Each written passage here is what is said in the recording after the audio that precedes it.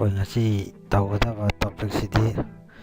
Two dimensional ꯑꯦꯔꯦꯒꯤ ꯁꯔꯨꯛ ꯇꯧꯒꯗꯕꯅꯤ ꯑꯗꯨꯕꯨ ꯇꯨ ꯗꯥꯏꯃꯦꯟꯁꯅꯦꯜ ꯑꯦꯔꯦꯗ ꯑꯩꯈꯣꯏꯒꯤ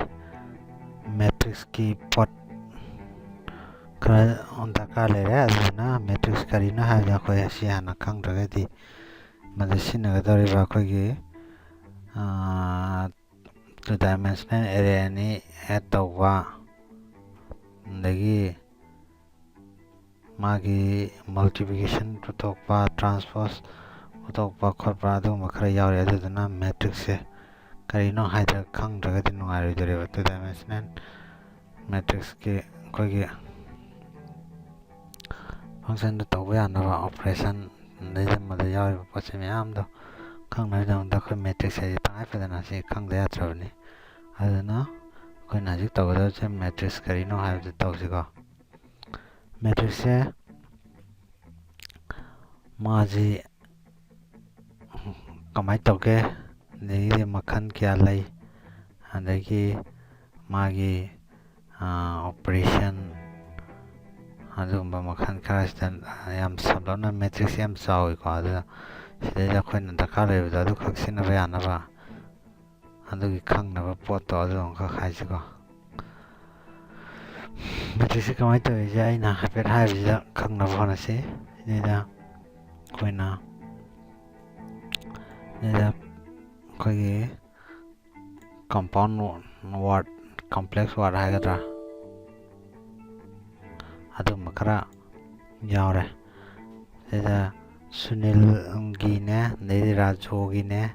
ꯑꯗꯒꯤꯗꯤ ꯒꯤꯇꯥ ꯍꯥꯏꯔꯤꯕ ꯃꯤ ꯑꯍꯨꯝꯁꯤꯒꯤ ꯃꯥꯒꯤ ꯀꯔꯤ ꯂꯩꯕ, ꯑꯣꯔꯦꯟꯖ, ꯁꯨꯅꯤꯜꯒꯤꯅ ꯑꯣꯔꯦꯟꯖ 3 ꯂꯩ, ꯑꯗꯒꯤꯗꯤ ꯑꯦꯄꯜ 4 ꯂꯩ ꯃꯥꯒꯤꯀꯣ. ꯔꯥꯖꯣꯒꯤꯅ ꯑꯦꯄꯜ 2 ꯂꯩ, ꯑꯣꯔꯦꯟꯖ 1 ꯂꯩ. ꯑꯗꯒꯤꯗꯤ ꯒꯤꯇꯥꯒꯤꯅ ꯑꯃꯨꯛ 4 ꯑꯣꯔꯦꯟꯖ 1 ꯂꯩ, ꯑꯗꯒꯤꯗꯤ 2 ꯑꯦꯄꯜꯁ 1 ꯂꯩꯕꯀꯣ. ꯁꯤ ꯍꯥꯏꯔꯤꯕ ꯄꯣꯠꯁꯦ ꯑꯩꯈꯣꯏ ꯃꯦꯇ꯭ꯔꯤꯛꯁꯇ ꯀꯃꯥꯏꯅ ꯔꯤꯄ꯭ꯔꯖꯦꯟ ꯇꯧꯔꯒ ꯌꯥꯝꯅ ꯂꯥꯏꯅ, ꯌꯥꯝꯅ ꯁꯥꯡꯅ ꯏꯔꯛꯏꯕ ꯋꯥꯔꯗꯁꯦ, ꯑꯩꯈꯣꯏꯅ ꯁꯤꯗꯩꯗ ꯌꯥꯝ ꯀꯝꯄ꯭ꯂꯦꯛꯁ ꯑꯣꯏꯕ ꯋꯥꯔꯗꯁꯦ ꯌꯥꯝ ꯇꯦꯟꯅ ꯔꯤꯄ꯭ꯔꯖꯦꯟꯇꯦꯁꯟ ꯀꯃꯥꯏꯅ ꯇꯧꯒꯦ ꯍꯥꯏꯕꯗꯣ ꯌꯦꯡꯁꯤꯀꯣ. ꯃꯦꯇ꯭ꯔꯤꯛꯁꯇ ꯑꯩꯈꯣꯏ ꯀꯃꯥꯏꯅ ꯃꯁꯤ ꯔꯤꯄ꯭ꯔꯖꯦꯟ ꯇꯧꯕ ꯌꯥꯏ. ꯁꯤꯗ ꯍꯥꯏꯔꯤꯕ ꯄꯣꯠꯁꯦ, ꯁꯤꯒꯤ ꯄꯣꯠꯁꯤꯅ ꯎꯕ ꯀꯥꯟꯗ ꯀꯃꯥꯏꯅ ꯈꯪꯒꯗꯒꯦ. ꯁꯤꯗꯩꯗ ꯑꯣꯔꯦꯟꯖꯀꯤ ꯀꯂꯝ ꯑꯃ ꯂꯩꯔꯦ, ꯑꯦꯄꯜꯒꯤ ꯀꯂꯝ ꯑꯃꯒ ꯂꯩꯔꯦ. ꯑꯗꯨꯒ ꯁꯨꯅꯤꯜ ꯍꯥꯏꯔꯤꯕ ꯃꯤ ꯑꯃ ꯑꯃꯒ, ꯔꯥꯖꯣ ꯑꯃꯒ, ꯑꯗꯒꯤꯗꯤ ꯒꯤꯇꯥ ꯍꯥꯏꯕ ꯑꯃꯒ, ꯃꯣꯏ 3 ꯂꯩꯔꯦ. ꯃꯣꯏ 3ꯁꯤꯅ ꯔꯣ. ꯑꯍꯥꯟꯕꯗ ꯉꯁꯥꯏꯒꯤ ꯑꯣꯔꯦꯟꯖ 3, ꯑꯣꯔꯦꯟꯖ ꯑꯦꯄꯜ ꯑꯅ ꯀꯂꯝ ꯂꯩꯈ꯭ꯔꯦ ꯅꯠꯇ꯭ꯔꯥ. ꯑꯗꯨꯀꯥꯟꯗ ꯃꯥꯒꯤ ꯁꯨꯅꯤꯜꯒꯤ ꯔꯣꯁꯤꯗ ꯌꯥꯎꯔꯛꯀꯗꯧꯔꯦ ꯑꯣꯔꯦꯟꯖ 3, ꯑꯣꯔꯦꯟꯖ ꯃꯄꯥꯗ ꯑꯣꯔꯦꯟꯖ 3, ꯑꯦꯄꯜꯒꯤ ꯃꯄꯥꯗ ꯑꯦꯄꯜ 4 ꯏꯕꯤꯔꯅꯤ. ꯔꯥꯖꯣꯒꯤꯁꯨ ꯑꯗꯨꯃꯥꯏꯅ ꯇꯧꯗꯅ ꯑꯣꯔꯦꯟꯖ 1 ꯁꯤꯗ ꯏꯔꯦ, ꯑꯣꯔꯦꯟꯖ ꯃꯄꯥꯁꯤꯗ ꯀꯂꯝ ꯍꯥꯏꯇꯥꯔꯦꯀꯣ. ꯑꯗꯒꯤ 2 ꯑꯦꯄꯜ ꯃꯄꯥꯁꯤꯗ 2 ꯑꯦꯄꯜ ꯑꯗꯨꯃꯥꯏꯅ ꯏꯕꯤꯔꯦ. ꯑꯗꯩꯗꯤ ꯒꯤꯇꯥꯒꯤꯅ ꯑꯣꯔꯦꯟꯖ ꯀꯌꯥ ꯂꯩꯕ, 4, ꯑꯗꯒꯤꯗꯤ ꯑꯦꯄꯜꯀꯌꯥ ꯂꯩꯕ, 2, ꯍꯥꯏꯅ ꯔꯣ ꯏꯔꯦ. ꯑꯗꯩꯗꯤ ꯁꯨꯅꯤꯜꯒꯤꯗ ꯑꯩꯈꯣꯏꯅ ꯎꯕꯗ ꯈꯪꯗꯣꯏꯁꯦ, ꯁꯨꯅꯤꯜꯒꯤꯗ ꯑꯣꯔꯦꯟꯖ ꯀꯌꯥ ꯂꯩ, 3 ꯂꯩ. ꯑꯦꯄꯜ ꯀꯌꯥ ꯂꯩ, 4 ꯂꯩ. ꯑꯗꯩ ꯔꯥꯖꯣꯒꯤꯗ ꯑꯣꯔꯦꯟꯖꯀꯌా ꯂꯩ, 1 ꯂꯩ. ꯑꯗꯒꯤ ꯑꯦꯄꯜꯀꯌా ꯂꯩ, 2 lay. ꯒꯤꯇꯥꯒꯤꯗꯅ ꯑꯣꯔꯦꯟꯖ 4 lay, ꯑꯦꯄꯜ 2 lay. ꯑꯩꯈꯣꯏꯅ ꯁꯤꯗ ꯁꯥꯡꯅ ꯋꯥꯔꯗꯤꯡ ꯏꯕꯁꯦ ꯁꯤꯒꯤ ꯔꯤꯄ꯭ꯔꯖꯦꯟ ꯁꯨꯃꯥꯏꯅ ꯇꯧꯕ ꯌꯥꯏꯕꯀꯣ. ꯑꯗꯨꯒ ꯃꯦꯇ꯭ꯔꯤꯛꯁ ꯑꯃ ꯔꯤꯄ꯭ꯔꯖꯦꯟ ꯇꯧꯒꯦ ꯍꯥꯏꯇꯥꯔꯒꯗꯤ ꯑꯩꯈꯣꯏ ꯁꯨꯃꯥꯏꯅ ꯁ꯭ꯀ꯭ꯋꯥꯔ ꯕ꯭ꯔꯦꯀꯦꯠ ꯑꯃ ꯁꯤꯖꯤꯟꯅꯔꯒ ꯇꯧꯏ. ꯃꯥꯒꯤ ꯕ꯭ꯔꯦꯀꯦꯠ ꯁꯤꯖꯤꯟꯅꯩꯕꯀꯣ. ꯁ꯭ꯀ꯭ꯋꯥꯔ ꯕ꯭ꯔꯦꯀꯦꯠ ꯈꯪꯗꯦ, ꯑꯗꯒꯤ ꯐꯥꯔꯁ ꯕ꯭ꯔꯦꯀꯦꯠ ꯈꯪꯗꯦ, ꯑꯗꯨ ꯃꯇꯥꯡ ꯁ꯭ꯋꯥꯏꯗ ꯌꯥꯝ ꯀꯟꯅ ꯅꯩꯅꯕꯒꯤ ꯃꯊꯧ ꯇꯥꯗꯦ. ꯑꯩꯈꯣꯏꯅ ꯍꯧꯖꯤꯛ ꯈꯪꯗꯣꯏꯁꯦ, ꯃꯦꯇ꯭ꯔꯤꯛꯁ ꯑꯃ ꯀꯃꯥꯏꯅ ꯁꯤꯒꯤ ꯀꯝꯄ꯭ꯂꯦꯛꯁ ꯑꯣꯏꯕ ꯋꯥꯔꯗꯁꯦ ꯃꯦꯇ꯭ꯔꯤꯛꯁꯇ ꯑꯩꯈꯣꯏꯒꯤ ꯀꯃꯥꯏꯅ ꯔꯤꯄ꯭ꯔꯖꯦꯟ ꯇꯧꯏ, ꯌꯥꯝ ꯂꯥꯏꯅ ꯇꯧꯏ. ꯑꯗꯩꯗ ꯃꯥꯒꯤ ꯇꯥꯝ ꯈꯔ ꯈꯪꯗꯕ ꯌꯥꯗꯕ ꯂꯩ. ꯃꯔꯝꯗꯤ ꯀꯩꯅꯣ ꯍꯥꯏꯔꯀꯥꯟꯗ ꯁꯤꯗꯩꯗ ꯁꯤꯖꯤꯟꯅꯔꯤꯕ ꯄꯣꯠꯁꯤꯡꯁꯦ ꯈꯪꯗ꯭ꯔꯒꯗꯤ ꯌꯥꯝꯅ ꯂꯥꯏꯅ ꯔꯤꯄ꯭ꯔꯖꯦꯟ ꯇꯧꯔꯒꯁꯨ ꯑꯩꯈꯣꯏꯅ ꯈꯪꯕ ꯉꯝꯗ꯭ꯔꯒꯗꯤ ꯀꯩꯁꯨ ꯀꯥꯟꯅꯗꯦ ꯅꯠꯇ꯭ꯔꯥ. ꯑꯗꯨꯗꯨꯅ ꯑꯩꯈꯣꯏꯅ ꯁꯤꯗ ꯍꯥꯏꯗꯣꯏꯁꯦ, ꯁꯤꯗꯩꯗ ꯁꯨꯃꯥꯏꯅ ꯄꯔꯦꯡ ꯁꯨꯃꯥꯏꯅ ꯂꯩꯕꯁꯦ ꯁꯤꯅ ꯔꯣ ꯀꯧꯋꯦꯕ. ꯁꯨꯃꯥꯏꯅ ꯄꯔꯦꯡ ꯂꯩꯕꯁꯦ, ꯑꯦꯔꯣ ꯀꯥꯞꯄꯤꯁꯦꯀꯣ. ꯑꯗꯨꯒ ꯁꯨꯃꯥꯏꯅ ꯌꯨꯡꯊꯔꯛꯄ, ꯁꯤꯒꯤ 4 to 2 ꯁꯨꯃꯥꯏꯅ ꯌꯨꯡꯊꯔꯛꯄꯁꯦ ꯁꯤꯅ ꯀꯂꯝ ꯀꯧꯋꯦꯕꯀꯣ. ꯑꯗꯨꯅ ꯃꯥꯒꯤ ꯁꯤꯒꯤ ꯃꯦꯇ꯭ꯔꯤꯛꯁꯁꯤꯒꯤ ꯑꯣꯔꯗꯔ ꯍꯥꯏꯗꯤ ꯃꯥꯒꯤ ꯁꯥꯏꯖ ꯍꯥꯏꯇꯥꯔꯦꯀꯣ. ꯃꯥꯁꯤ ꯀꯌꯥꯝ ꯀꯩꯅꯣ ꯇꯧꯏ ꯈꯣꯠꯂꯤ, ꯆꯥꯎꯕ ꯄꯣꯠꯅꯣ ꯍꯥꯏꯕꯗꯣ ꯑꯗꯨꯒꯨꯝꯕꯒꯤ ꯁꯥꯏꯖ ꯑꯃ ꯈꯪꯅꯕꯒꯤꯗꯃꯛꯇ ꯃꯥꯏ order ꯑꯃ ꯈꯪꯅꯕꯒꯤꯗꯃꯛꯇ ꯃꯥꯁꯦ 3/2 ꯍꯥꯏꯅꯦꯕ 3 cross 2 ꯍꯥꯏꯔꯒꯁꯨ ꯈꯪꯅꯩꯕꯀꯣ ꯑꯗꯨꯅ ꯀꯩ ꯍꯥꯏꯅ ꯍꯥꯏꯔꯀꯥꯟꯗ ꯁꯤꯅ row ꯁꯤ 3ꯁꯤꯅ represent ꯇꯧꯔꯤꯁꯤꯅ row ꯑꯗꯣ columnꯅ ꯀꯌꯥ 2 row 3 ꯂꯩꯕ column 2 ꯂꯩꯕ ꯍꯥꯏꯅꯦꯕ ꯁꯤꯒꯤ ꯃꯥꯒꯤ order ꯃꯥꯒꯤ size ꯀꯣ ꯑꯗꯨꯗꯨꯅ matrixꯀꯤ definitionꯁꯦ ꯀꯃꯥꯏꯅ ꯄꯤꯒꯗꯒꯦ ꯍꯥꯏꯕ ꯃꯇꯝꯗ ꯑꯩꯈꯣꯏꯒꯤ matrixꯁꯦ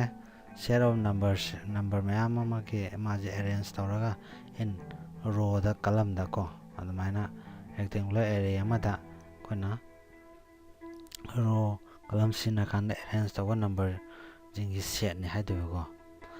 numberꯁꯤꯡꯁꯦ ꯑꯩꯈꯣꯏ ꯀꯩ ꯀꯧꯏ ꯍꯥꯏꯕꯗ element ꯀꯧꯋꯦꯕꯀꯣ ꯑꯩꯈꯣꯏ arrayꯗꯁꯨ 1 dimensional arrayꯗ ꯇꯧꯏꯗ ꯁꯨꯃꯥꯏꯅ row ꯑꯃ ꯈꯤꯇꯪ ꯂꯩꯕꯅꯦꯕ ꯑꯩꯈꯣꯏꯅ ꯇꯧꯏꯗ 2 dimensional ꯑꯗꯩꯗꯤ multi dimensional ꯑꯣꯏꯇꯥꯔꯒꯗꯤ row ꯃꯌꯥꯝ ꯌꯥꯎꯔꯛꯑꯅꯦꯕꯀꯣ ꯑꯗꯨꯒꯤꯅꯤ matrix ꯌꯥꯝ ꯀꯟꯅ ꯑꯩꯈꯣꯏ ꯁꯤꯗꯩꯗ ꯃꯔꯤ ꯂꯩꯅꯩꯁꯦꯀꯣ ꯑꯗꯨꯅ matrixꯀꯤ ꯆꯥꯎꯔꯥꯛꯄ idea ꯑꯃ ꯑꯩꯅ ꯍꯥꯏꯔꯦ ꯑꯗꯣ ꯈꯪꯗ꯭ꯔꯒꯁꯨ ꯑꯩꯈꯣꯏ ꯍꯥꯏꯔꯤꯕ ꯄꯣꯠꯁꯦ ꯍꯟꯖꯟ ꯅꯪꯅ ꯀꯩꯅꯣꯁꯦ ꯁꯤꯒꯤ ꯚꯤꯗꯤꯑꯣꯁꯦ ꯃꯇꯦꯛꯁꯦ ꯑꯃ ꯍꯟꯖꯟ ꯀꯔꯤꯅꯣ ꯍꯥꯏꯔꯤꯁꯦ ꯅꯪ ꯔꯤꯋꯥꯏꯟ ꯇꯧꯔꯒ ꯐꯣꯔꯋꯥꯔড ꯇꯧꯔꯒ ꯑꯗꯩꯗꯤ ꯔꯤꯋꯥꯏꯟ ꯇꯧꯔꯒ ꯌꯦꯡꯉꯁꯤꯀꯣ ꯑꯗꯨꯀꯥꯟꯗ ꯈꯪꯅꯕ ꯍꯣꯠꯅꯁꯤ ꯁꯤ ꯈꯪꯗ꯭ꯔꯒꯗꯤ ꯑꯩꯅ ꯁꯤꯗꯩꯗ 2 dimensionalꯒꯤ ꯍꯥꯏꯔꯛꯄ ꯃꯇꯝꯗ ꯑꯝꯇ ꯅꯣꯏ ꯒ꯭ꯌꯥꯟ ꯇꯥꯔꯣꯏꯕꯀꯣ matrix ꯍꯥꯏꯕꯁꯦ ꯀꯩꯁꯨꯝ ꯃꯥꯁꯦ representation ꯇꯧꯕ ꯄꯣꯠ ꯑꯃꯅꯦꯕꯀꯣ ꯀꯔꯤ ꯁꯤꯖꯤꯟꯅꯔꯀꯥꯟꯗ set of numbers number ꯃꯌꯥꯝꯒꯤ ꯑꯩꯈꯣꯏꯒꯤ set ꯁꯤꯖꯤꯟꯅꯔꯀꯥꯟꯗ number ꯃꯌꯥꯝꯒꯤ setꯅꯦꯕꯀꯣ ꯑꯗꯨꯒ ꯀꯃꯥꯏꯅ arrange ꯇꯧꯒꯦ ꯍꯥꯏꯕ ꯃꯇꯝꯗ row column ꯅꯥꯏꯅ ꯀꯣ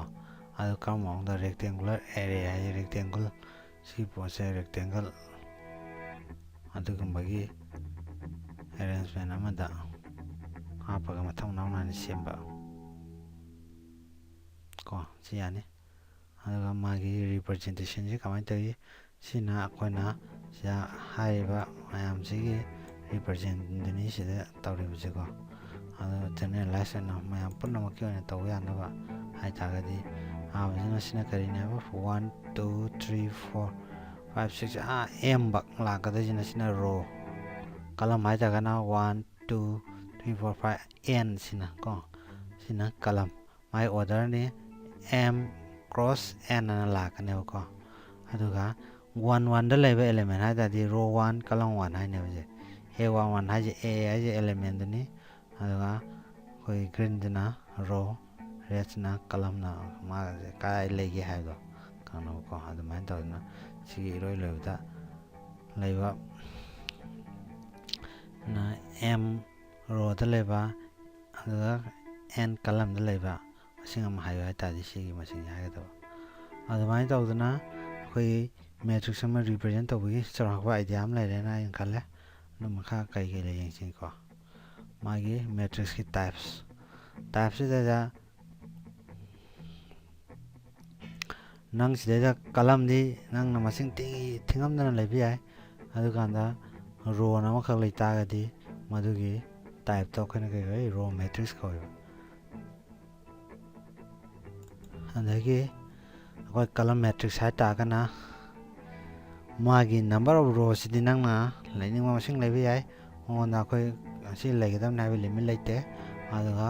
ꯃꯉꯣꯟꯗ column ꯍꯥꯏꯕꯅꯤꯅ column ꯑꯃꯈꯛ ꯂꯩꯒꯗꯕꯀꯣ ꯁꯤꯃ ꯑꯥꯏꯗꯤꯌꯥꯁꯦ ꯑꯗꯩ zero matrix ꯅꯠꯇ꯭ꯔꯒ null matrix ꯍꯥꯏꯇꯥꯔꯒꯅ ꯃꯉꯣꯟꯗ ꯑꯩꯈꯣꯏꯒꯤ ꯌꯥꯎꯔꯤꯕ elementꯁꯤꯡꯁꯦ ꯂꯣꯏꯅꯃꯛ ꯀꯔꯤ zero ꯑꯣꯏꯒꯗꯕ ꯃꯥꯒꯤ orderꯁꯤꯗꯤ ꯑꯩꯈꯣꯏ ꯑꯗꯨꯒꯤ ꯊꯣꯏꯗꯣꯛꯄ ꯗꯔꯀꯥꯔ ꯂꯩꯇꯦ order ꯍꯥꯏꯕꯗꯤ ꯉꯁꯥꯏꯒꯤ row ꯃꯁꯤꯡ column ꯃꯁꯤꯡꯗꯣ ꯑꯗꯨꯗꯣ ꯀꯣ ꯑꯗꯒꯤ diagonal ꯍꯥꯏꯔꯒꯅ ꯁꯤꯗ ꯌꯦꯡꯉꯣ ꯁꯤꯒꯤꯗꯩꯗ ꯂꯩꯁꯦ 3/3 3 cross 3 ꯍꯥꯏꯗꯣꯏꯕꯀꯣ ꯍꯥꯏꯗꯤ row ꯑꯃ ꯑꯅꯤ ꯑꯍꯨꯝ row ꯑꯍꯨꯝ ꯂꯩꯔꯦ column ꯑꯃ ꯑꯅꯤ ꯑꯍꯨꯝ column ꯑꯍꯨꯝ ꯑꯁꯤꯗ ꯂꯩꯔꯤꯕꯁꯤꯗꯩꯗ ꯃꯁꯤꯒꯤ diagonalꯁꯤꯡꯁꯦ ꯁꯤꯁꯦ ꯈꯛ non zero ꯑꯣꯏꯕ ꯑꯇꯩꯗꯤ ꯂꯣꯏꯅꯃꯛ ꯑꯇꯩꯗꯤ ꯑꯁꯤꯗ ꯌꯥꯎꯔꯤꯕ elementꯁꯤꯡꯁꯦ ꯁꯤꯗꯤ zero ꯑꯣꯏꯕꯗꯨꯕꯨ ꯑꯩꯈꯣꯏꯅ diagonal matrix ꯀꯧꯋꯦꯕꯀꯣ ꯁꯤ ꯈꯪꯕ ꯗꯔꯀꯥꯔ ꯂꯩꯔꯦ ꯍꯌꯦꯡ diagonal matrixꯀꯤ elementꯁꯤꯡꯗꯣ array 2 dimensional arrayꯗ ꯑꯗꯨꯗ ꯍꯥꯏꯔꯛꯀꯗꯣꯏꯁꯤꯀꯣ ꯁꯤ print ꯇꯧ ꯍꯥꯏꯀꯥꯟꯗ ꯁꯤꯒꯤ ꯃꯁꯤꯡꯁꯤ ꯈꯪꯗ꯭ꯔꯒꯗꯤ ꯀꯩꯅꯣ print ꯇꯧꯗꯣꯏꯗꯣ ꯈꯪꯉꯣꯏꯕꯀꯣ diagonal matrix ꯍꯥꯏꯕꯗꯤ ꯑꯩꯈꯣꯏꯒꯤ ꯄꯤꯔꯝꯕ ꯃꯦꯇ꯭ꯔꯤꯛꯁ ꯑꯃꯒꯤ ꯃꯥꯒꯤ ꯑꯦꯂꯤꯃꯦꯟꯁꯤꯡꯁꯤ ꯂꯣꯏꯅꯃꯛ ꯖꯦꯔꯣ ꯑꯣꯏꯕ ꯀꯩ ꯈꯛꯇꯪ ꯑꯣꯏꯗꯕ ꯃꯥꯒꯤ ꯗꯥꯏꯒꯣꯅꯦꯜ ꯁꯣꯟꯒꯤ A11 ꯁꯤꯗꯒꯤ ꯍꯧꯔꯒꯀꯣ ꯁꯣꯟꯒꯤ ꯁꯤꯅ C33 ꯍꯥꯏꯗꯣꯏꯅꯤꯀꯣ ꯁꯤꯐꯧꯁꯤꯅꯤ ꯗꯥꯏꯒꯣꯅꯦꯜ ꯑꯗꯨꯀꯥꯟꯗ ꯑꯩꯈꯣꯏ ꯁꯤꯗꯩꯗ ꯁ꯭ꯀꯦꯂꯔ ꯃꯦꯇ꯭ꯔꯤꯛꯁ ꯍꯥꯏꯔꯒꯅ ꯀꯔꯤ ꯍꯥꯏꯔꯒ ꯈꯪꯅꯒꯦ ꯍꯥꯏ ꯀꯥꯟꯗ ꯃꯥꯒꯤ ꯑꯦꯂꯤꯃꯦꯟ ꯃꯦꯇ꯭ꯔꯤꯛꯁ ꯑꯃꯇ ꯌꯥꯎꯕ ꯑꯦꯂꯤꯃꯦꯟꯁꯤꯡꯁꯦ ꯁꯤ ꯂꯣꯏꯅꯃꯛ ꯖꯦꯔꯣ ꯑꯣꯏꯔꯕ ꯑꯗꯨꯀꯥꯟꯗ ꯃꯥꯒꯤ ꯗꯥꯏꯒꯣꯅꯦꯜꯁꯤꯡꯁꯦ ꯆꯞ ꯃꯥꯟꯅꯕ ꯗꯥꯏꯒꯣꯅꯦꯜ ꯈꯛꯇꯪ ꯖꯦꯔꯣ ꯑꯣꯏꯗꯕ ꯑꯗꯨꯒ ꯗꯥꯏꯒꯣꯅꯦꯜꯁꯤꯡꯗꯣ ꯆꯞ ꯃꯥꯟꯅꯕ ꯀꯣ ꯑꯗꯨ ꯗꯥꯏꯒꯣꯅꯦꯜꯁꯤꯡꯗꯣ ꯑꯩꯈꯣꯏ 1 ꯑꯣꯏꯕꯁꯨ ꯌꯥꯗꯦꯕꯀꯣ 1 ꯑꯣꯏꯇꯥꯔꯒꯅ ꯑꯇꯣꯞꯄ ꯃꯃꯤꯡ ꯑꯃ ꯂꯩꯌꯦꯕꯀꯣ ꯑꯗꯨ ꯑꯃ ꯈꯪꯒꯗꯕ 2 ꯉꯥꯛꯇ ꯑꯣꯏꯕ ꯑꯃ 3 ꯉꯥꯛꯇ ꯑꯣꯏꯕ ꯑꯃ 4 ꯉꯥꯛꯇ ꯑꯣꯏꯕ ꯑꯃ ꯀꯌꯥꯅꯣ ꯖꯣꯖꯤꯠꯇꯅ ꯑꯣꯏꯅꯤꯡꯕ ꯑꯃ ꯑꯣꯏꯕ ꯌꯥꯏ ꯑꯗꯨꯀꯥꯟꯗ 1ꯗꯤ ꯑꯣꯏꯕ ꯌꯥꯗꯕꯀꯣ ꯌꯨꯅꯤꯠ ꯃꯦꯇ꯭ꯔꯤꯛꯁ ꯍꯥꯏꯔꯒꯅ ꯍꯧꯖꯤꯛꯀꯤ ꯃꯥꯒꯤ ꯗꯥꯏꯒꯣꯅꯦꯜꯁꯤꯡꯁꯦ 1 ꯑꯣꯏꯕ ꯑꯇꯩ ꯑꯦꯂꯤꯃꯦꯟ ꯂꯦꯝꯍꯧꯔꯤꯁꯤꯡꯁꯤꯅ ꯂꯣꯏꯅꯃꯛ ꯖꯦꯔꯣ ꯑꯣꯏꯕ ꯑꯗꯨꯅ ꯌꯨꯅꯤꯠ ꯃꯦꯇ꯭ꯔꯤꯛꯁ ꯀꯧꯋꯦꯀꯣ ꯁꯤ ꯑꯃ ꯗꯔꯀꯥꯔ ꯂꯩꯔꯦ ꯑꯄꯔ ꯇ꯭ꯔꯤꯑꯦꯡꯒꯨꯂꯔ ꯃꯦꯇ꯭ꯔꯤꯛꯁ ꯍꯥꯏꯇꯥꯔꯒꯗꯤ ꯀꯔꯤꯅꯣ ꯍꯥꯏꯕꯗꯣ ꯑꯩꯈꯣꯏ ꯁꯤꯗꯩꯗ ꯉꯁꯥꯏꯗ ꯄꯤꯔꯤꯁꯦ 3 × 3 3/3 ꯒꯤ ꯃꯥꯏ ꯁꯥꯏꯖꯁꯦꯀꯣ ꯑꯣꯔꯗꯔꯁꯦ ꯍꯥꯏꯗꯤ ꯔꯣ 3 ꯀꯂꯝ 3 ꯂꯩꯕ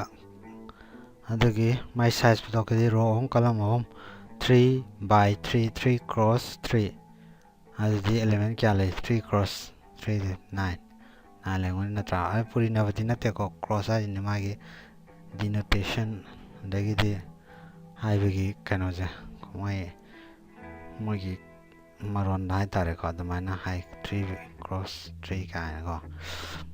ꯑꯗꯨꯅ ꯑꯄꯔ ꯇ꯭ꯔꯤꯑꯦꯡꯒꯨꯂꯔ ꯃꯦꯇ꯭ꯔꯤꯛꯁꯉꯩ ꯅꯝꯃꯣ ꯃꯦꯇ꯭ꯔꯤꯛꯁꯇꯩꯗ ꯑꯄꯔ ꯇ꯭ꯔꯤꯑꯦꯡꯒꯨꯂꯔ ꯃꯦꯇ꯭ꯔꯤꯛꯁ ꯍꯥꯏꯇꯥꯔꯗꯤ ꯃꯦꯇ꯭ꯔꯤꯛꯁ ꯑꯃꯗ ꯀꯃꯥꯏꯅ ꯈꯪꯅꯩ ꯍꯥꯏ ꯀꯥꯟꯗ ꯌꯦꯡꯉꯣ ꯁꯤꯗ ꯁꯤ ꯑꯩꯈꯣꯏꯒꯤ A B C D E F ꯁꯤ ꯇ꯭ꯔꯥꯏꯡꯒꯨꯂꯔ ꯁꯤ ꯑꯞꯄꯔ ꯑꯣꯏꯗ꯭ꯔꯥ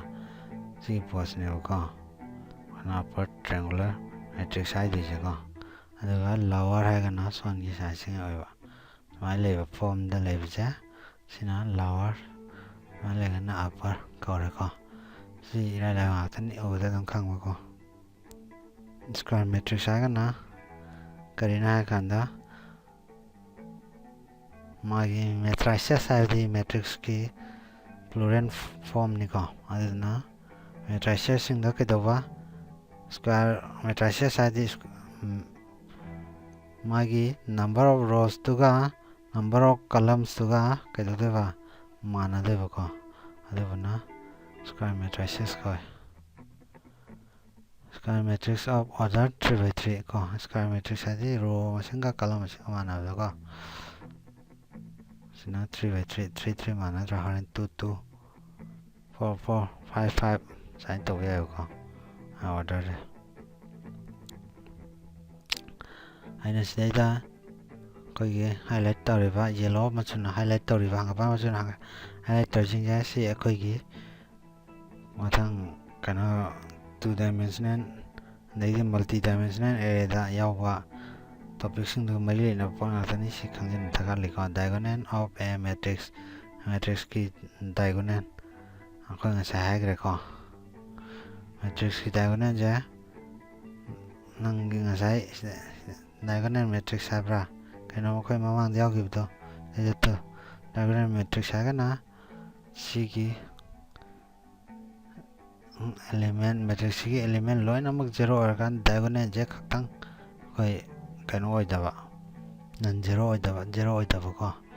अदुगा सिदा सी मैट्रिक्स की डायगोनल पुथो ओ हाय तागा सिदा लय पोसे सी 2 23 7 सी ओइदबा को अदु सी की पोजीशन दी कमायना सी खुन जे जनरलाइज ओने a11 a हाइजन एलिमेंट 1 हाइजना कलम का रो मसिंगा कलम का नत्रा अदना कोई आम लेबा सी 1 जेसिना रो कोम लेजना कलम सी रो कलम सी 1 सिना 2 सिना 3 मागी पोजीशन जेको सिजनेबा 3/3 की ꯍꯥꯏꯇꯥꯔꯗꯤ 3 by 3 3 cross 3ꯒꯤ diagonalꯁꯦ A11 ꯅꯦ A22 ꯅꯦ A33 ꯅꯦ ꯁꯨꯃꯥꯏꯅ ꯑꯣꯏꯅꯦꯕꯀꯣ ꯑꯗꯒꯤ ꯅꯪ 4 by 4 ꯑꯗꯒꯤ diagonalꯁꯤꯡꯁꯦ square matrixꯀꯤ kano oidoniko natradi diagonal taroibako aina haji gyan taiko square matrix adi row ga column manaba masingje row hum lei sana column hum lei ana si square matrix ko ibako si me yare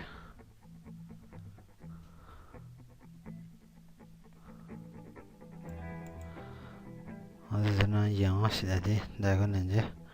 siang row kya lei row hum column kya lei column mari si diagonal tabra ta de den sije diagonal to yaro ko diagonal to kya ta di diagonal matrix ogi haita ga di ke do ba square matrix oi hom daga le ko adum condition nam kan ga sije ina sam haya kana to oi ba ni eno jang kana daga oi do je ai ha ro ko sang ya ba matrix yam chaw yo ko sinang sai unit matrix of the identity matrix ko mo ko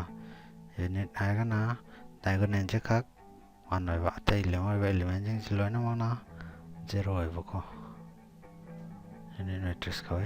null la na element lo na 0 over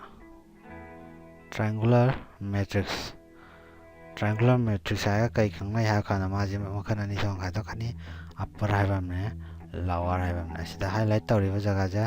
sida leiba si mathakta highlight tawragana upper makha sana tawragana lower na horen kan tawdene adu kanda condition na kari no hai kanda upper si ta ja le highlight tawriba process loina mak khoi ke de ba nan zero ge de ko zero ya ba ya de ko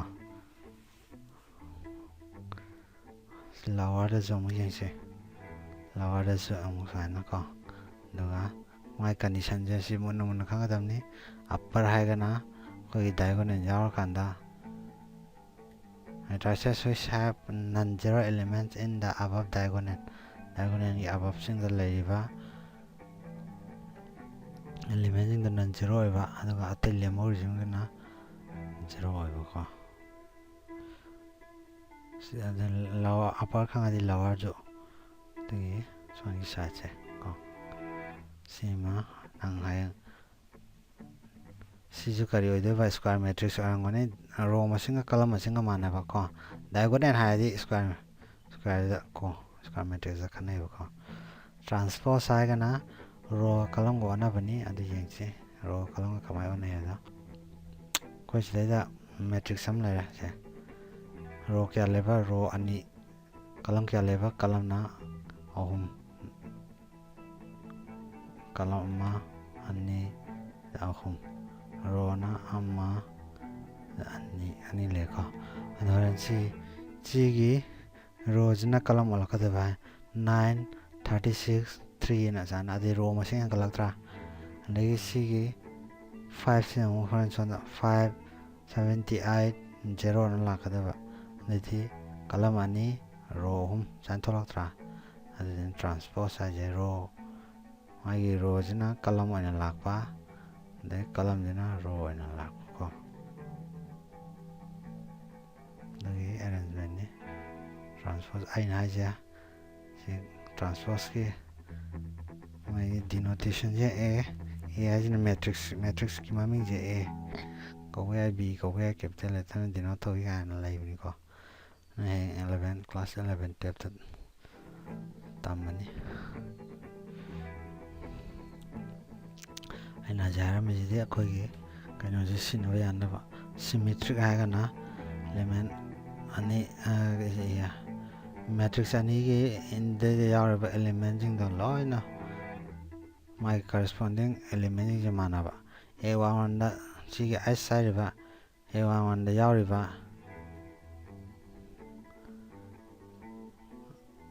element jiga son da transpose tawraganda sai s t se t na bi transpose tawraganda phangpa element jing da aduna sema matrix to aduga hani original matrix ga mana tagadi symmetric ani da symmetric oina ba hatare ga matrix ge da skew symmetric matrix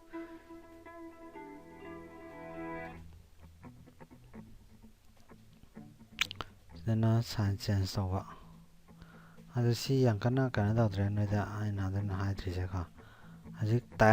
types tan ne ko na sai din nei na gi ba me anje types a ko na kang da ka lai ja matrix ki ma ge upper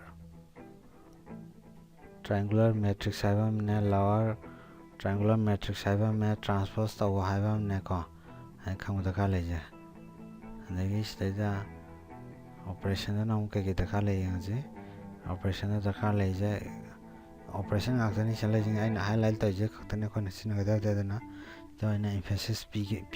ra ga ina hai bani ko matrix yam chawi hai bi kan to da si asina noi matrix lai na khang ding amoi adabu ko na sin ga kha de khang bu tham na ra ko matrix ga na khai to ne ha se lai ra ko ji to de jam addition matrix ani kamai na addition to da ge condition khara lai ko condition do yaudragadi add tꯧba yaroiba magi akhoi order matrix ani nang tinsna ge hatagadi magi order je mana ga davne ko adu matungda magi corresponding element ing dot tinjin ge davne order mana 2 by 3 ga horen 3 by 4 ga horen tinsna yaroi ko aduna 2 by 3 ga 2 by 3 ga 3 by 4 ga 3 by 4 ga order do 3 by 4 row ahum laiba column mari laiba ne ba 2 by 3 na row ani laiba column ahum laiba ko adune addition to de sida yo example am pi ja da row kya lai row amma ani ahum row ahum lai column de amma ani ahum si 3 by 3 ne adun son ge matrix ama du ju tinjana ge hata ga ma ju 3 by 3 da ne row amma ani ahum column jo amma ani ahum laitra adine ba ko aduga khoi corresponding element in jana adi sigi a11 hai sini soni jo a11 hai sini natra ana corresponding ne 1 ga 9 ga 2 ga 8 ga 3 ga 7 ga 4 ga 6 ga 5 ga 5 ga 6 ga 4 ga 7 ga 3 ga 8 ga 2 ga 9 ga 9 ga 1 ga 17 chida tinjana je chimana matrix sama laktra order kya ba hasagi order sama na bani tinjana ga ta ga di moi ni ki order dam phangni se 3 by 3 gi natra ji 3 cross 3 gi natra aduna si da la ka da ji 3 cross 3 mai order je ko subtraction da ju kamai to subtraction da ko ma on ju ji addition ga chama ne mana ka da mana khai dok no order of the matrices must be the same samana ga ne aduga khai dok na ga da my corresponding element ne si an matrix te gi si ga ani so matrix khai dok ka de 1 minus 9 chele je adai 2 minus 8 chele adai 3 minus 7 adagi 4 minus 6 5 minus 5 6 minus 4 ado khadong na ko ado 1 din 9 khadong minus 9 to digi minus 80 minus 6 se kang ko ma jaw ga si jo sai ma ba ni da le ba order da si jo 3 by 3 go je row ahum column ahum ko ara scalar matrix scalar multiplication haibam le ga se and haram using no jaw to do ka da na ran to ma ne ko je ta ka le je matrix multiplication si ma ta ka le re addition le re subtraction le re ko matrix multiplication ki ma condition je ko ai to da ke matrix ni print ta ga di ka ta ga da ke matrix hai a haibam le re sidana b haibam le re matrix ko my order na kya m into n sidana m n into p aduga magi mona manabam yaungani manadagadi yaro maijo sina ahama m jina kaina ba na row sina kaina ba column n jina column na haja sonda sina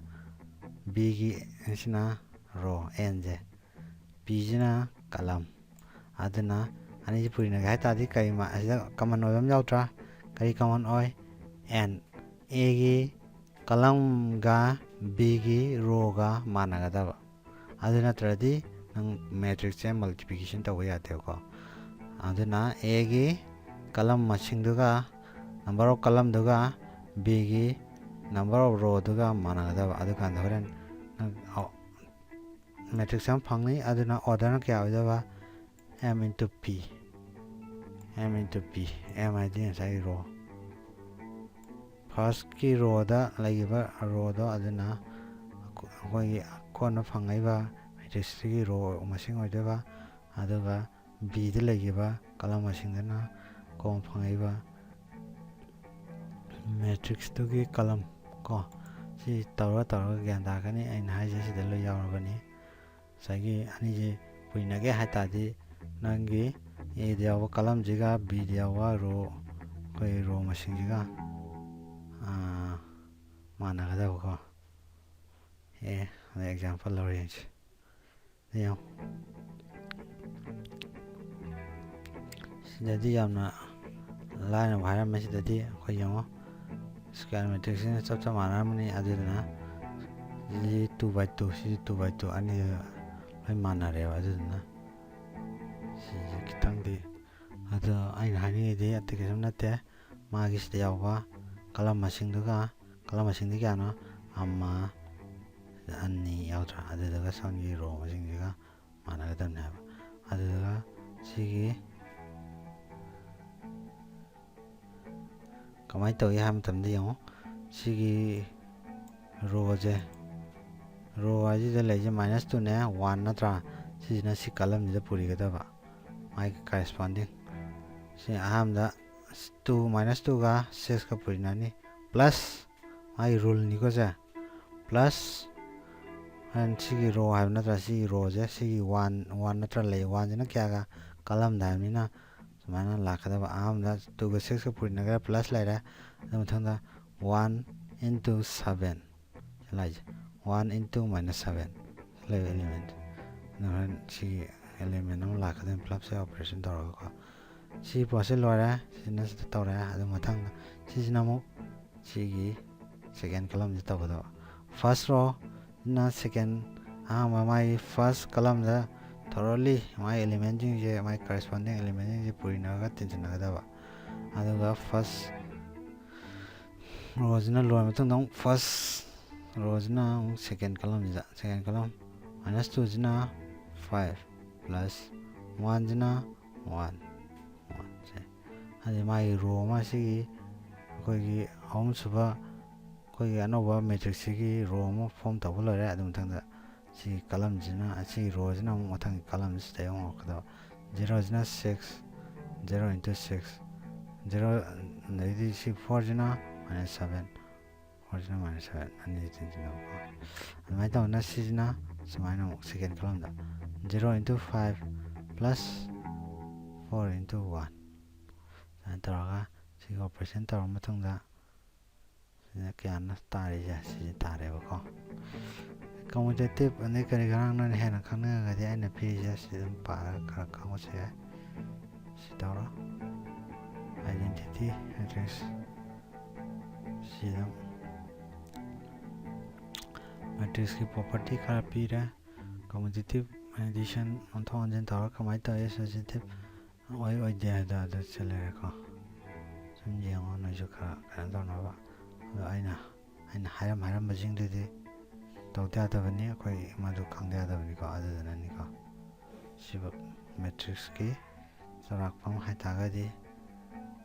koi na ka le ba ko sarak wa ja ko ni sin na da ka le da adu ni hai je ko kamana matrix se akoi gi variable mari solve to ngam ba amna kana ba tul ni ko akoi na sum kana tor ko mata ne khang da ni yaw variable ani yaw da ꯅꯪ solve ꯇꯧꯕ variable ꯃꯔꯤ solve ꯇꯧꯕ ꯉꯝꯕ ꯄꯣꯠꯅꯦꯕꯀꯣ ꯁꯤꯒꯤꯗꯤ. ꯑꯗꯨ ꯅꯣꯏ ꯇꯧꯔꯒ ꯈꯪꯉꯅꯤ, ꯈꯪꯅꯤꯡꯉꯒꯁꯨ ꯑꯗꯨꯝ ꯑꯗꯨꯅ ꯀꯣꯟꯅ ꯇꯣꯉꯥꯟꯅ ꯄꯥꯎ ꯐꯥꯎꯅꯔꯁꯤ. ꯑꯩꯈꯣꯏꯅ ꯍꯧꯖꯤꯛ ꯗꯔꯀꯥꯔ ꯂꯩꯕꯗꯨꯗꯤ ꯑꯩꯈꯣꯏ ꯁꯤꯐꯧ ꯍꯥꯏꯕꯗꯨꯗꯤ ꯈꯪꯉꯦꯀꯣ. ꯁꯤꯐꯧꯅꯤ ꯃꯦꯇ꯭ꯔꯤꯛꯁ ꯍꯥꯏꯁꯦ. ꯃꯦꯇ꯭ꯔꯤꯛꯁꯀꯤ ꯑꯣꯔꯗꯔ ꯌꯦꯡꯕ ꯍꯧꯖꯤꯛ ꯃꯜꯇꯤꯄ꯭ꯂꯤꯀꯦꯁꯟꯒꯤꯗꯤ ꯌꯥꯝ ꯗꯔꯀꯥꯔ ꯂꯩꯖꯩ. ꯉꯁꯥꯏꯒꯤ ꯀꯂꯝ ꯃꯦꯇ꯭ꯔꯤꯛꯁ ꯑꯅꯤ ꯄꯨꯔꯤꯅꯗꯣꯏꯅꯤ ꯅꯠꯇ꯭ꯔꯥ? ꯃꯦꯇ꯭ꯔꯤꯛꯁ ꯑꯅꯤ ꯄꯨꯔꯤꯅꯕ ꯃꯇꯝꯗ ꯃꯥꯒꯤ ꯐꯥꯔꯁ ꯃꯦꯇ꯭ꯔꯤꯛꯁꯇꯨꯒꯤ ꯀꯂꯝ ꯃꯁꯤꯡꯗꯨꯒ ꯁꯦꯀꯦꯟ ꯃꯦꯇ꯭ꯔꯤꯛꯁꯇꯨꯒꯤ ꯔꯣ ꯃꯁꯤꯡꯗꯨꯒ ꯃꯥꯟꯅꯒꯗꯕꯀꯣ. ꯑꯗꯨꯗ ꯃꯥꯏ ꯀꯟꯗꯤꯁꯟꯅꯤ. ꯑꯗꯨꯀꯥꯟꯗ ꯐꯥꯔꯁ ꯔꯣꯁꯤꯅ ꯁꯦꯀꯦꯟ ꯑꯩꯈꯣꯏꯒꯤ ꯐꯥꯔꯁ ꯀꯂꯝꯗ ꯍꯥꯟꯅ ꯃꯥꯏ ꯀꯔꯦꯁꯄꯣꯟꯗꯤꯡ ꯑꯦꯂꯤꯃꯦꯟꯁꯤꯡꯁꯦ ꯄꯨꯔꯤꯅꯒ ꯄꯨꯂꯞ ꯇꯤꯟꯁꯤꯟꯅꯗꯣꯏꯅꯦꯕꯀꯣ. ꯑꯗꯨꯒꯤ ꯁꯝꯗꯨꯅ ꯔꯣ ꯑꯃ ꯁꯦꯝꯃꯛꯀꯗꯣꯏꯅꯦꯕ ꯃꯊꯪ. ꯑꯣꯀꯦ, ꯁꯤꯐꯥꯎ ꯑꯩꯈꯣꯏ ꯒ꯭ꯌꯥꯟ ꯇꯥꯕ꯭ꯔꯥ ꯌꯦꯡꯁꯤ. ꯑꯗꯨꯒ ꯁꯤ ꯑꯩꯅ ꯍꯥꯏꯔꯤꯁꯦ ꯒ꯭ꯌꯥꯟ ꯇꯥꯗꯕꯁꯨ ꯌꯥꯗꯕꯅꯤ. ꯁꯤ ꯇꯧꯔꯀꯥꯟꯗ ꯑꯩꯈꯣꯏ 2 dimensional ꯑꯦꯔꯦꯒꯤ ꯃꯥꯒꯤ ꯀꯩꯅꯣꯁꯦ ꯇꯧꯔꯛꯀꯗꯣꯏꯅꯤ. ꯁꯤ ꯈꯪꯗ꯭ꯔꯒꯗꯤ ꯑꯝꯇ ꯌꯥꯔꯣꯏꯀꯣ. ꯑꯗꯨꯅ ꯍꯧꯖꯤꯛ ꯁꯤꯗꯩꯗ ꯌꯦꯡꯉꯣ, ꯁꯤꯒꯤ ꯍꯧꯖꯤꯛꯀꯤ ꯃꯜꯇꯤꯄ꯭ꯂꯤꯀꯦꯁꯟꯒꯤꯗ ꯃꯥꯒꯤ ꯁꯥꯏꯖ ꯃꯥꯟꯅꯕꯅꯤ ꯄꯤꯈ꯭ꯔꯦ. ꯑꯗꯨꯗꯤ I2ꯁꯤꯅ ꯁꯥꯏꯖ ꯀꯌꯥꯅꯣ? 2 by 2 ꯍꯥꯏꯗꯣꯏꯅꯤ. ꯁꯤꯅ 3 by 3. ꯑꯗꯨꯗꯤ ꯃꯥꯒꯤ ꯀꯂꯝ ꯃꯁꯤꯡꯒ ꯔꯣ ꯃꯁꯤꯡ ꯑꯅꯤꯁꯤ ꯄꯨꯔꯤꯅꯕ ꯌꯥꯕ꯭ꯔꯥ ꯌꯦꯡꯁꯦꯕꯀꯣ ꯑꯩꯈꯣꯏ. ꯑꯍꯥꯟꯕꯒꯤ ꯁꯤ ꯃꯦꯇ꯭ꯔꯤꯛꯁꯁꯤꯒꯤ ꯀꯂꯝ ꯀꯌꯥ ꯂꯩ? 1, 2. ꯑꯅꯤꯗ ꯁꯤꯅ ꯔꯣ ꯀꯌꯥ ꯂꯩ? 1, 2, 3. 2ꯒ 3ꯒ ꯃꯥꯟꯅꯕ꯭ꯔꯥ? ꯃꯥꯟꯅꯗꯦ. ꯑꯗꯨ ꯁꯤ I2ꯒ I3ꯒ ꯄꯨꯔꯤꯅꯕ ꯌꯥꯔꯣꯏꯕꯀꯣ. ꯃꯥꯟꯅꯍꯟꯒꯦ ꯍꯥꯏꯇꯥꯔꯒꯗꯤ ꯀꯟꯗꯤꯁꯟ ꯐꯥꯔꯁꯀꯤ ꯀꯂꯝ ꯃꯁꯤꯡꯗꯨꯒ ꯁꯦꯀꯦꯟ ꯃꯦꯇ꯭ꯔꯤꯛꯁꯀꯤ ꯔꯣ ꯃꯁꯤꯡꯗꯨꯒ ꯃꯥꯟꯅꯒꯗꯕꯅꯤ ꯍꯥꯏꯕꯁꯦ ꯁꯤꯃ. ꯑꯣꯀꯦ, ꯁꯤꯕꯨ ꯌꯦꯡꯉꯁꯤ.